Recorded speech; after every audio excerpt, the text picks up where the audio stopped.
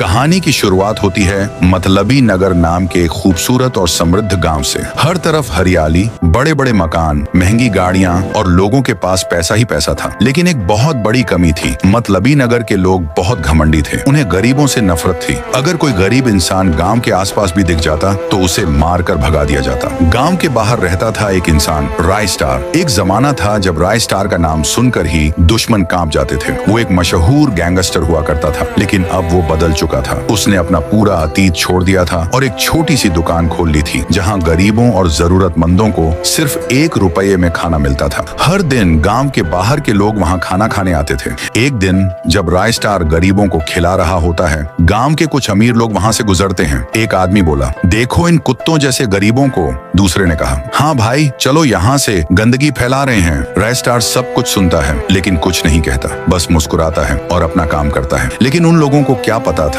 उनके पैसों पर अब एक बुरी नजर लग चुकी थी। मतलबी नगर से कुछ दूर था एक अंधेरा और डरावना गांव, लुटेरापुरम। वहां रहते थे चोर, डाकू और खूनी, और उन सब का राजा था किरमाड़ा। एक सुबह जब किरमाड़ा अपने महल जैसे घर में चैन की नींद ले रहा था, तभी उसका एक आदमी दौड़ता हुआ आता है। बॉस, एक खुशखबरी है, बोल जल्दी। एक ऐसा गांव देखा है जहां हर किसी के पास पैसा, सोना, हीरे जवाहरात हैं, एक भी गरीब नहीं है। इस समय किरमाड़ा गरजते हुए बोल उठता है, तो अब इन्हें गरीबी का मतलब समझाना पड़ेगा। उसी रात किरमाड़ा ने अपनी पूरी लुटेरों की सेना तैयार कर ली। बड़े बड़े ट्रक, जीपें और हथियार लेकर किरमाड़ा निकल पड़ा मतलबी नगर की तरफ। उसी वक्त राय स्टार अपनी दुकान बंद कर घर लौट रहा होता है। तभी उसकी नजर उन बड़ी बड़ी गाड़ियों पर पड़ती है। राय स्टार सोचता है, लगता है कोई पार्टी हो रही है गाँव में। लेकिन उसे क्या पता था, ये पार्टी तो सिर्फ लुटेरों के लिए थी। किरमाड़ा और उसकी सेना ने मतलबी नगर में आतंक मचा दिया। एक एक घर में घुसकर पैसा, सोना, सब कुछ लूट लिया। लोग रो रहे थे, गिड़गिड़ाकर जान की भीख मांग रहे थे। लेकिन किरमाड़ा ने किसी को नहीं छोड़ा। सुबह तक पूरा मतलबी नगर गरीब बन चुका था। उसी वक्त राय स्टार फिर से अपनी दुकान की तरफ जा रहा था। तभी उसकी नजर रोड किनारे पड़ी लाशों पर पड़ती है।